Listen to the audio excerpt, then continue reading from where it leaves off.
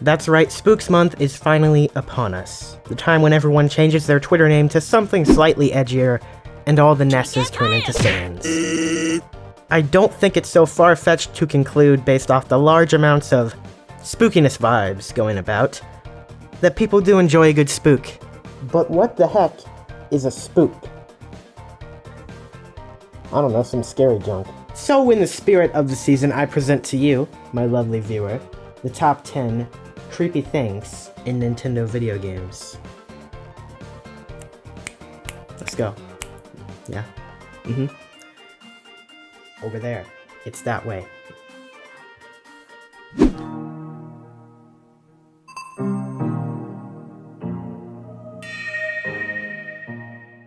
Do you ever think to yourself, oh yeah, Pikmin, oh yeah, dark, yeah. Well, actually, no, I take that back. You probably do. I mean, just look at this.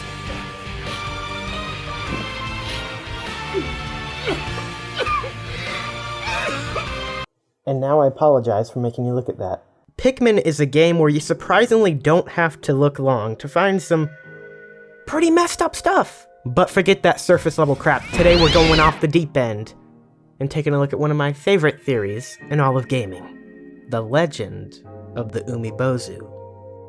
Have you ever wondered why in the Pikmin series, landings on PNF 404 have never been quite right?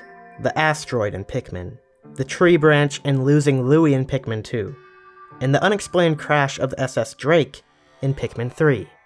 Surely this can't all be a coincidence, right?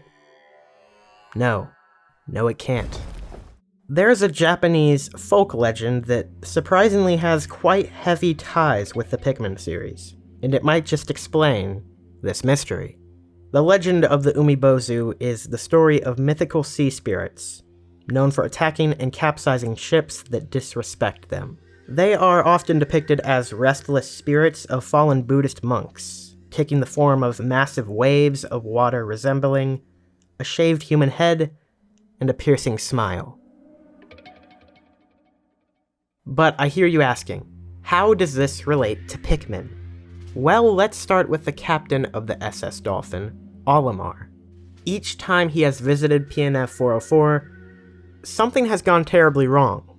But maybe this is more than some mediocre landing skills. Perhaps a supernatural force has been pulling his ship down. We even have some evidence to this claim with the great ending from Pikmin 3. However, one question remains. What was the cause of the accident that sent the SS Drake hurtling to PNF 404's surface? Perhaps it wasn't an accident after all. Captains are targeted and drawn into the Umibozu. But then the question still remains. What is the Umibozu? Some say the planet itself, some say the water wraith from Pikmin 2, others the asteroid from the first landing, and still yet, some say the plasm wraith. And while looking over the evidence for each of these theories, the arguments are sound, but I believe the real answer is all of them. My theory starts with Olimar, and the careless hitting of the asteroid on which the supernatural being was taking form. The crashing of Olimar and the asteroid on the planet followed, and while Olimar started the search for his lost parts right away, the Umibozu began to build power and grow its influence on the surface. The first physical form of the Bozu can be spotted on Day 9 at none other than the impact site. The Gulix is a water amoeba-like creature that, if the player so chooses to fight, unlike any other enemy in the game, will not leave a corpse. Defeated or not, the Bozu spends the rest of the game growing in power, and is not seen again until Pikmin 2. If the Umibozu is to blame for the cause of the crash in Pikmin 2 is debatable.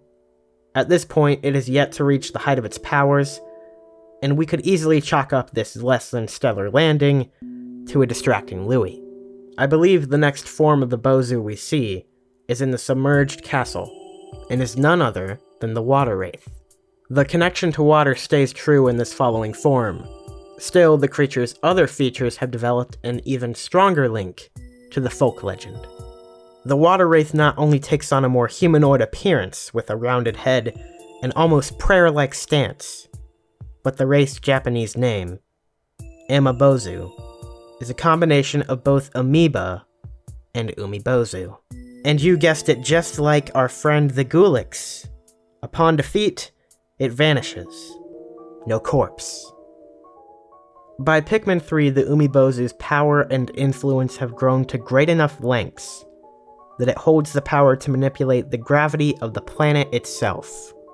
The latest form the Umibozu has taken is the Plasma Wraith. The Wraith, as seen in Pikmin 3, has finally succeeded in taking its trophy, Captain Olimar, and Olimar's treasure. This entire boss fight is already unsettling, but add on everything we've learned up to this point, and oh boy. Both the first and second phases of the Wraith fight might look familiar to certain other forms we have talked about. Also, notice how the name Wraith is used again. The connection becomes even more clear-cut when you look at the Japanese name, Amanudo, Amoeba Monk. And the best part is, the story's not over yet.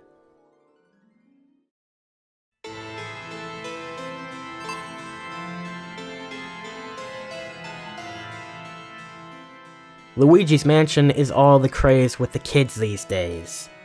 You know, except for the part where it's actually a hotel and not a mansion. But seriously, Luigi's Mansion is a joy, and the fact that 3 is coming out on Spooks Day itself, it's amazing. I love it. Masterclass of marketing. We're not talking about 3 today though, so shut up! No, today we're taking a look at the original mansion for this theory. Is it really a theory though? Is it a theory, detail, Easter egg? I don't know. Let's just call them spooks. In Luigi's Mansion, you explore a haunted mansion. Really? As you would guess, this leads to both many wacky and eerie scenarios throughout the game. Still, many have found one piece of imagery that still tops them all to this day.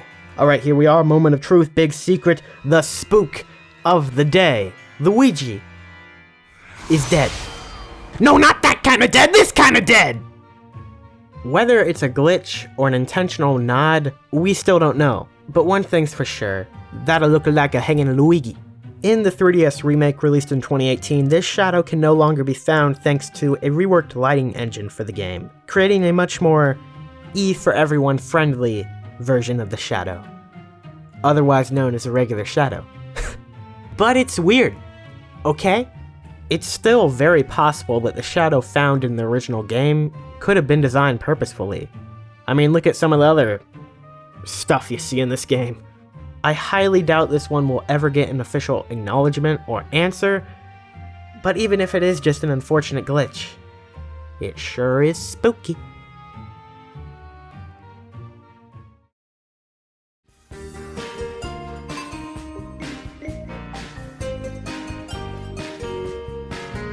Before I jump into this one, I want to give you a special warning. Yes, that's right, I'm about to give you a spoiler warning for a 25-year-old game. Thanks, Xeno. But Earthbound really is something special, and I'd rather not ruin the climax of the game for anyone. If you have never played Earthbound, or at least have never heard of its final boss, I recommend you skip to the timestamp on screen right now. Finish watching the rest of the video, and then, in the words of our almighty friend, Reggie Fils-Aimé, go play Earthbound! What's wrong with you? Still here? Good. Great.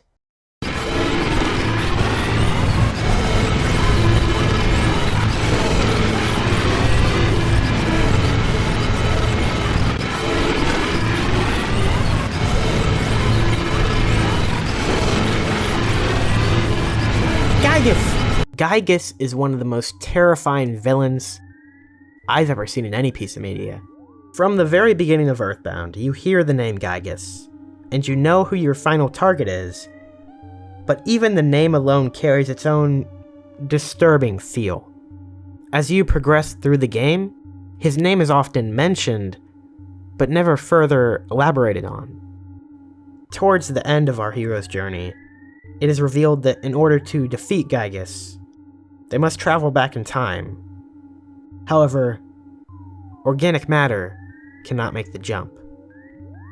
So our heroes must make the sacrifice of transferring their own souls into robot bodies.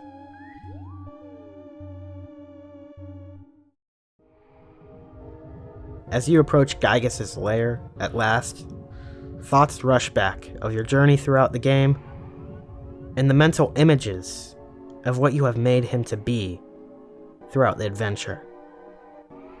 But what you finally see, it's unlike anything you could have imagined.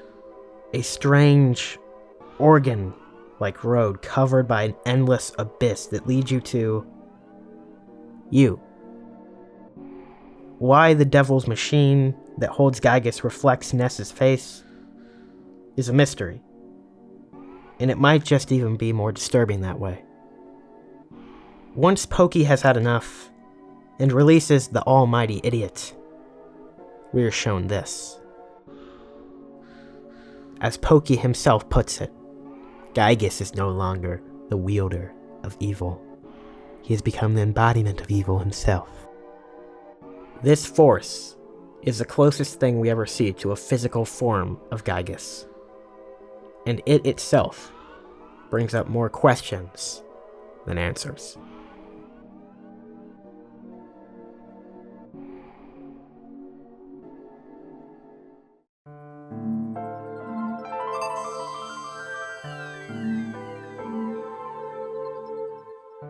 Take one good look at this guy and tell me your first instinct isn't to get the heck out and dodge. Ridley emanates big, scary, sentient dragon man energy. And he's a pirate. He's a space pirate. This really isn't helping the case for making him sound any less goofy. But like, seriously though, this guy, he's really messed up. Ridley displays time and time again his cruel nature in his actions throughout the Metroid series. But the worst part about it is, he's sentient, and quite an advanced thinker for that matter. Little is known about the mysterious backstory of the cunning god of death, but the little we do know leads us down a dark and cruel path, a path that is intertwined with that of Samus Aran. According to the Metroid manga, which, yes, is considered canon in this house. Please don't kill me. I don't even know if that's a controversial opinion. It's basically just a defense mechanism at this point. It's established that Ridley and Samus met many years before the events of any of their games. But as you might have guessed, not exactly on friendly terms. Ridley raided the colony of K2L that Samus and her family called home. The young girl Samus, not knowing any better, approached Ridley to befriend him. But the cruel beast had little pity, not even for a child, and decided to kill her. Samus's mother pushed her out of the way and lost her life in the process. With the destruction of the colony, Samus's father was also said to be killed. But the young girl was left behind, with nothing but a grudge. A grudge that would, of course, one day cost Ridley dearly.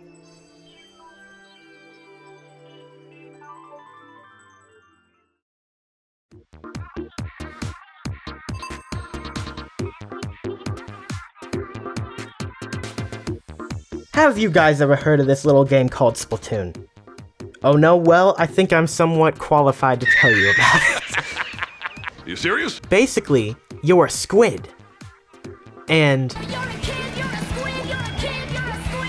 everyone's dead. You serious? Splatoon takes place in one of those post-apocalyptic worlds or whatever. You know, like Pikmin. Now, the fact that you're taking on your squid buddies while battling it out on the remains of human civilization is a good enough spook in its own right. But you know me, we gotta go down. We gotta dig deeper down through the surface. Look at the Octarians! This cephalopod race has been in constant conflict with the Inklings for a while or something now. And after the Great Turf War 2,000 years ago, they were shoved underground without any power source. Seems a little familiar, am I right? And as seen in the story mode of both Splatoon 1 and 2 respectively, the Octarians steal the Zapfish. Why? 'Cause they don't have power. Now, I know what you're thinking. So it's a little dark underground and the Octarians have an energy crisis. Big whoop-de-freaking-do. And yeah, it was, until I was fighting the Octostamp one day, and...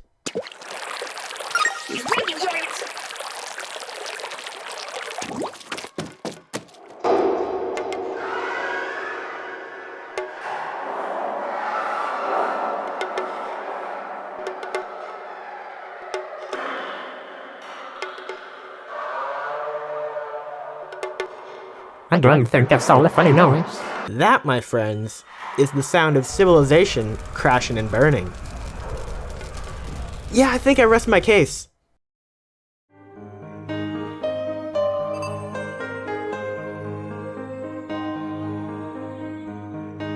It still astonishes me that so many of the spookiest of the spooks come from the Super Mario Bros. Series.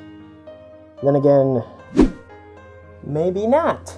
But when you're talking about Mario spooks, none come to mind quicker than the Hell Valley Sky Trees. These ominous figures can be found staring over you in the Shiverburn Galaxy from Super Mario Galaxy 2. The name Hell Valley is speculated to be a reference to the level's beta name, and the Sky Trees come from their texture name found in the game files by data miners. The trees' long body and hollowed-eyed appearance had many theorizing on possible inspirations behind them, from theories as simple as aliens to the Japanese nature spirits Kodama. Whatever these trees are, the fact remains, they're pretty creepy. The final piece of evidence we currently hold on these watchers, however, comes from Super Mario 3D World. Behind the flagpole on level 404 of the game is this. The connection to the Sky Trees is questionable, but this does prove either way, Mario's adventures have some rather terrifying audience members. But after all this, the question remains, will the Sky Trees return? I sure hope so. Even as an unacknowledged Easter egg, these things have garnered quite a lot of attention and interesting discussion. And I do love me a good Mario spook.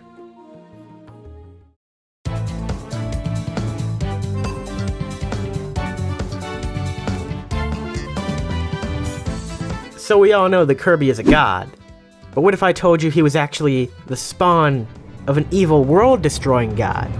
The circumstances of Kirby's backstory have never been fully explored, but I'm telling you people, this Poyo comes from the stuff of literal nightmares.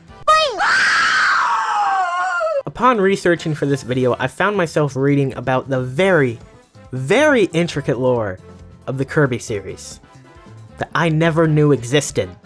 That's right, this 27-year-old series has been sprinkling an overarching plot of ancient scientists and occultists throughout all of its games over the years. So to put it simply, or as simply as I can, the Ancients and the Jambastion cult are two ancient races that are basically behind every special item in the Kirby universe. The groups didn't get along that well due to their conflicting reliance on respectively science or magic. The Ancients banished the Jambandran to a prison called the Jambastion, hence the source of the cult's name. There they prayed and worshipped some questionably dark gods. Meanwhile, over time, the Ancients' civilization vanished. Following this, the Jambandran are finally free. The cult now works to have its dark god reborn. Bada bing, bada boom. Void Termina, dark god, and destroyer of worlds is resurrected. That's a pretty dramatic reading. Like I said, very, very intricate plot that literally almost no one knows about. But anyway, what does this all have to do with the origin of Kirby? Well, this is the core of Void Termina. And it literally just looks like Kirby. And if we keep searching, the evidence for this connection just continues to add up. Void Termina's cry is literally that of Kirby's slowed down. Kirby's strength can only really be explained by coming from a literal god. And the face! I mean the face, man! I can't get over the face! It's Kirby!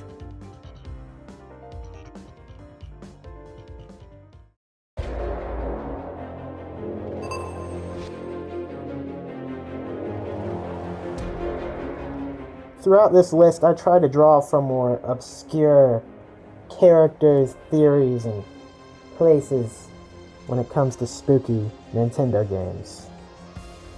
Oh, actually, I just mean spooks, okay? Not that other stuff. It's spooks! Anyway, here's another one you've probably never heard before.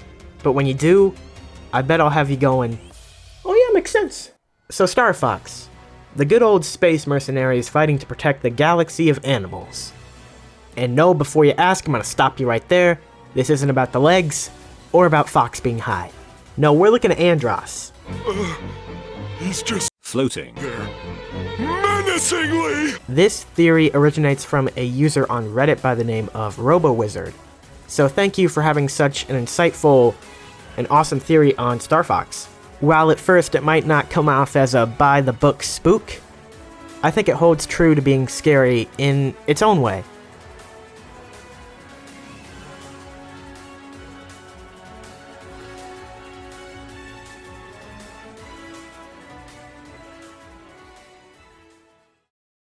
Andross hailed from Cornelia, and was once a renowned scientist, but then something changed.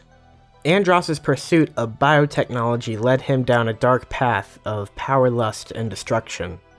The theory here is that the monkey's fall to power lust and insanity is actually a quite larger commentary on the human psyche. The connection here starts, of course, with Andross being a monkey, a common ancestor of the human race. The name Andross itself also holds some significance here. In Greek, dropping one of the S's on the end translates the name to man. The connection to Andross, as the human representation in the Star Fox universe, seems pretty clear, but his actions speak even louder. Once we see Andross finally shift to his conquest for the Lilat system and lust for power, his works begin to seem oddly familiar. If we look at human history, we can see time and time again that this megalomania mentality is basically in our blood. We raise ourselves above others. We go to war. We build armies. We trample the world we live on, and we treat others as though they are tools for personal gain. The parallels of humanity's darker acts to the fall of Andross are quite visible, really. Who knew that a game about a monkey and a fox fighting in space could have such an impactful social commentary on humanity's greedy and powerful ways?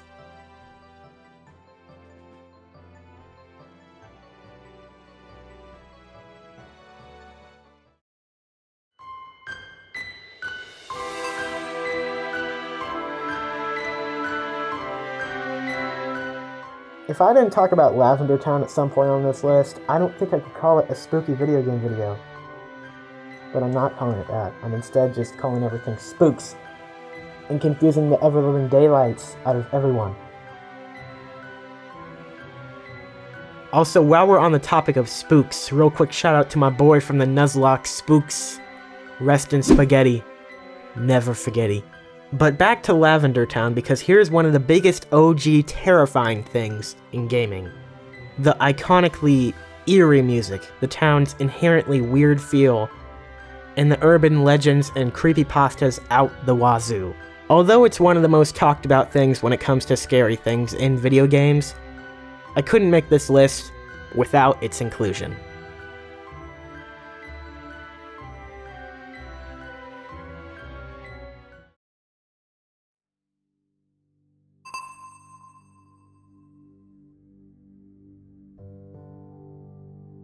one of the most underlyingly disturbing events in the Zelda series. It's one I don't see people talk about that much when it comes to the series' darkest moments. Oh, but make no mistake, this is in fact one of Zelda's grimmest tales. Demise's Curse is a pivotal plot point presented to us in the closing moments of Skyward Sword. Upon the hero of the sky's defeat of the original King of Evil, Demise wastes not one of his last breaths, cursing the hero and the princess, and the implications are monumentous. My hate never perishes. It is born anew in a cycle with no end. I will rise again. Those like you, those who share the blood of the goddess and the spirit of the hero, they are eternally bound to this curse. An incarnation of my hatred shall forever follow your kind, dooming them to wander a blood-soaked sea of darkness for all time.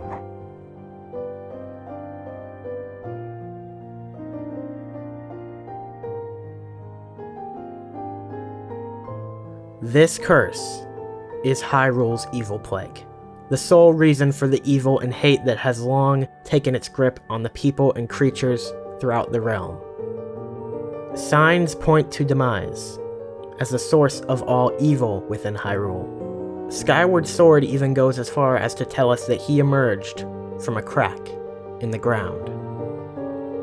The curse given on the hero's defeat of Demise has lived on throughout history for thousands of years, having those with the hero's spirit and the princess of the goddess's blood countless times emerge to drive back the evil and protect the lands. But what if? All the death this evil has caused, all the destruction it lay in its path, and all the souls that were tormented in its wake could have been saved.